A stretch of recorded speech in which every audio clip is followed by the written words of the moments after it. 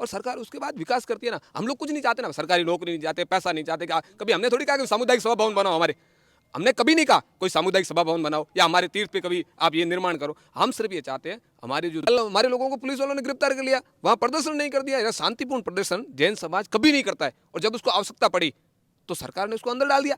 और हमने कोई वहां उद्दंग किया हो कि हिंसा का मामला हो, तब हम शांतिपूर्ण मार्च कर रहे हैं, शांतिपूर्ण बैठ के अपनी बात सरकार को बता रहे हैं भी सरकार हमारी बात सुने और हमारी बात को समझे और हमारी बात का क्यों नहीं सुन रही है सरकार? सरकार ये चाह रही है कि जैनों में ताकत नहीं है, एकता नहीं है, संगठन नहीं है। ये संगठन मैं आपको बताता हूँ, हिंदुस्तान में व्यापारी वर्ग में सबसे बड़ा जीएसटी पेड करने वाला, जीडीपी को बढ़ाने वाला जो समुदाय है वो व्यापारी समुदाय, और व्यापारी समुदाय विशेषकर जैन समुदाय है जो हमेशा ईमानदारी के साथ अपनी जीएसटी पेड करता है, सरकार को समय पे पैसा। सब लोग उतर जाते हैं, लगता है आपका वोट बैंक नहीं, इसलिए सरकार नहीं मान रही है।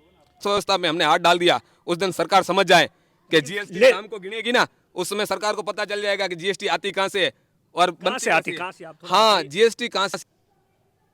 कल ही रविवार को जिस तरीके से दिल्ली से लेकर अहमदाबाद तक लाखों की तादाद में जैन सड़कों पर उतर गए थे समय शेखर को बचाने के लिए, ये आंदोलन पिछले 1 महीने भर से लगातार चल रहा है और इसी को लेकर लगता है सरकार जग नहीं रही है, इसीलिए ये आंदोलन अब और तेज हो चुका है। मैं अपने कैमरामैन से कहूंगा कि वो तस्वीरों में बताए, ये बाड़मेर जिला मुख्यालय की तस्वीरें हैं जहां पर आज आमरण क्रमिक अनशन है वो शुरू कर दिया गया है। दरअसल बाड़मेर के अंदर 10-15 दिन पहले प्रदर्शन हुआ था, हजारों की तादाद में लोग सड़कों पर उतरे थे और लोगों का सीधे तौर पर कहना था कि सरकार अगर नहीं मानी तो हम अहिंसावादी तरीके से सड़कों पर उतर जाएंगे। क्या लगता है, इतना बड़ा आप लोग, कभी बाड़मेर के अंदर, कभी बॉम्बे के अंदर, अहमदाबाद के अंदर लाखों लोग उतर जाते हैं, लगता है आपका वोट बैंक नहीं, इसलिए सरकार नहीं मान रही है?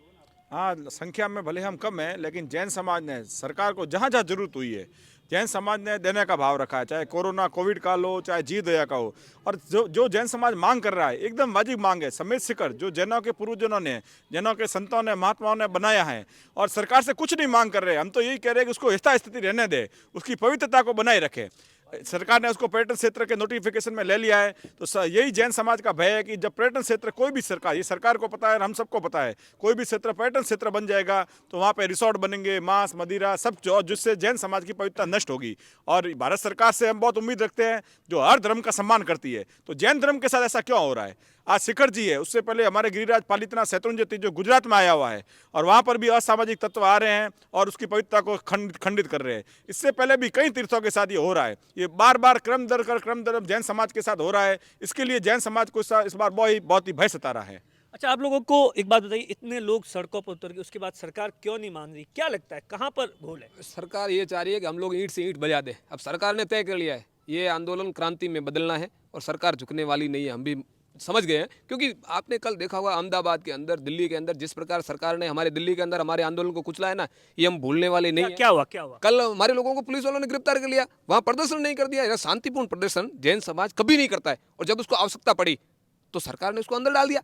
और हमने कोई वहां उद्दंग किया हो कि हिंसा का मामला हो, तब हम शांतिपूर्ण मार्च कर रहे हैं, शांतिपूर्ण बैठ के अपनी बात सरकार को बता रहे हैं भी सरकार हमारी बात सुने और हमारी बात को समझे और हमारी बात का क्यों नहीं सुन रही है सरकार? सरकार ये चाह रही है कि जैनों में ताकत नहीं है, एकता नहीं है, संगठन नहीं है, ये संगठित नहीं हो सकते, इसलिए हम लोग इनका फायदा उठाए।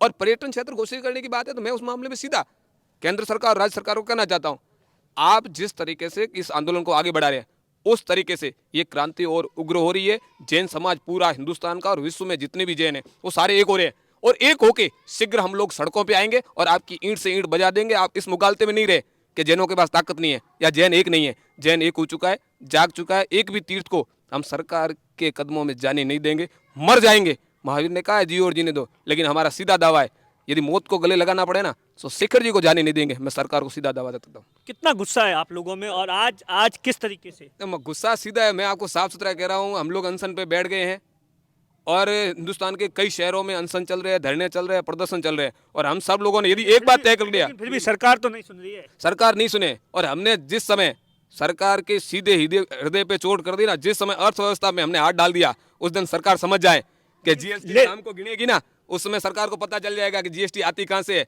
और कहां से आती, हाँ, जीएसटी कहां से आती है। मैं आपको बताता हूँ, हिंदुस्तान में व्यापारी वर्ग में सबसे बड़ा जीएसटी पेड करने वाला, जीडीपी को बढ़ाने वाला जो समुदाय है वो व्यापारी समुदाय, और व्यापारी समुदाय में विशेषकर जैन समुदाय है, जो हमेशा ईमानदारी के साथ अपनी जीएसटी पेड करता है, सरकार को समय पे पैसा, और सरकार उसके बाद विकास करती है ना। हम लोग कुछ नहीं चाहते ना, सरकारी नौकरी नहीं चाहते, पैसा नहीं चाहते। कभी हमने थोड़ी कहा कि सामुदायिक सभा भवन बनाओ हमारे, हमने कभी नहीं कहा कोई सामुदायिक सभा भवन बनाओ या हमारे तीर्थ पे कभी आप ये निर्माण करो। हम सिर्फ ये चाहते हैं हमारे जो तीर्थ है, हमने हमारी मेहनत पे, हमारे खून पसीने पे, हमारे बाप दानों जिस तरह खड़े किए, उनको आप वैसा रहने दो, पवित्र रहने दो। हम आपसे कुछ नहीं चाहते और हम आपका धन्यवाद करने को तैयार है। अच्छा सर, एक चीज़ बताइए, जैन समाज के लिए तीर्थ कितना ज़रूरी है कि इतने लोग एक साथ सड़कों पर उतर गए? आस्था और भावना, जैन समाज हमेशा समझता है त्याग की भावना, अहिंसा के साथ में त्याग, और त्याग की भावना से जैन समाज चाहता है कि प्रत्येक आत्मा को परमात्मा में विलीन होता है।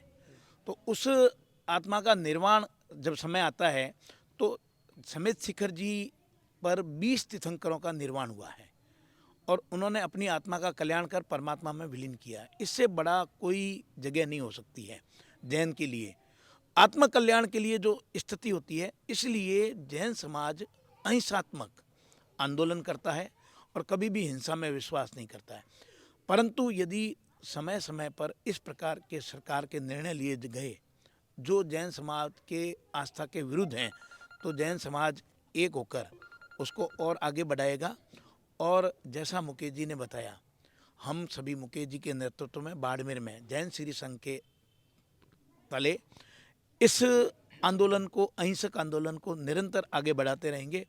पिछली बार जो बाड़मेर का जैन समाज का आंदोलन था, उसको सभी समाजों ने इस तरह से सराहा। तो धीरे धीरे हम सभी समाजों को साथ में भी करेंगे कि नहीं, आज हमारे पर ये चोट हुई है, कल आप पर भी चोट होगी। परंतु जैन एक ऐसा तत्व है जिसमें तत्व ज्ञान का सबसे बड़ा गुण होता है और वो धर्म के विरुद्ध कुछ भी नहीं करता, विज्ञान के विरुद्ध भी नहीं करता, पर्यावरण की सुरक्षा करता है। हर जगह सरकार को जब आवश्यकता होती है उस समय तन मन धन से खड़ा रहता है। आज नहीं, महाराणा प्रताप के टाइम में भी भामाशाह का नाम आया था, क्योंकि राष्ट्र के प्रति जो जैन का रहता है भाव, वो कहीं नहीं किसी का रहता है। उसके बाद में भी यदि सरकार इस तरह से हमें उद्वेलित करेगी तो हम सरकार को मजबूर करेंगे, उसकी अर्थव्यवस्था में हम सामूहिक रूप से अपना जीएसटी का नंबर जमा करवाएंगे और आयकर के लिए भी सामूहिक रूप से हम अपने सभी आयकर के प्रावधानों के विरुद्ध जाकर हम अपने आयकर का भी जमा करवाना बंद कर देंगे। अच्छा सर, एक चीज़ बताइए, पर्यटन बना रहे हैं, पर्यटन क्षेत्र घोषित कर रहे हैं, आप लोगों को क्या दिक्कत है? पर्यटन क्षेत्र बनने से वहाँ पर बहुत बड़ी बड़ी होटलें बन जाएगी, मांस मदिरा की दुकानें खुल जाएगी। जो हमारा पवित्र क्षेत्र है, जो समेत शेखर हमारी आत्मा है, उस आत्मा के ऊपर एक चोट लग जाएगी। आत्मा जब शरीर से निकल जाती है तब शरीर कोई काम का नहीं रहता है, वो हमारी आत्मा है। तो उसके ऊपर अगर ये बन गया होटलें तो हमारी पवित्रता खत्म हो जाएगी। आप देखिए कुछ महिलाएं भी, उनसे भी बातचीत करते हैं। अच्छा, आप लोग उस दिन भी धरने प्रदर्शन कर रही थी, आज भी क्या कुछ गुस्सा, सरकार मान नहीं रही है, क्या कुछ है? गुस्सा तो हमें बहुत है, क्योंकि सरकार हमारी बात सुन ही नहीं रही है और कितने दिन से धरना दिया जा रहा है, प्रदर्शन हो रहा है, जगह जगह प्रदर्शन हम लोग कर ही रहे हैं। और अभी हम लोगों ने क्रमिक अनशन चालू किया है। क्रमिक अनशन में हम लोग 11 जने अभी बैठे हैं और लगातार 11 जने पर डे बैठने का विचार है आगे। बट हम लोग चाह रहे हैं कि सरकार सुन ले, अच्छे से सुन ले, क्योंकि हम लोग अहिंसावादी है और अहिंसात्मक तरीके से हमारी मांग स्वीकार कर ले। आप देखिए किस तरीके से बाकी लोग भी हैं, उनसे भी बातचीत करेंगे। अच्छा, क्या लग रहा है, सरकार क्यों नहीं सुन रही है? सरकार अपनी मनमानी कर रही है। उन्होंने 2019 से लगाया है और हम अब जागे हैं और हमारे को इस पर पूरी मेहनत करनी पड़ेगी और केंद्र सरकार और राज्य सरकार दोनों के साथ पूरा मुकाबला करना पड़ेगा, तब जाके ये हमारा काम होगा। अच्छा, आप लोग किस तरीके से इन सब चीज़ों को देखते, सरकार क्यों नहीं मान रही, आपको क्या लग रहा है? सरकार का ये ऐसा सोचना होगा कि हम किसी भी क्षेत्र को इस तरीके से डेवलप करें जिससे कि हमारा रेवेन्यू जनरेट हो, शायद ऐसे विचार होंगे। तो इसलिए वो भी इस तरह के हिल स्टेशंस वगैरह जो होते हैं उनको कुछ न कुछ आगे बढ़ाने के हिसाब से कि रेवेन्यू जनरेट हो, इस तरीके से सोच रही होगी।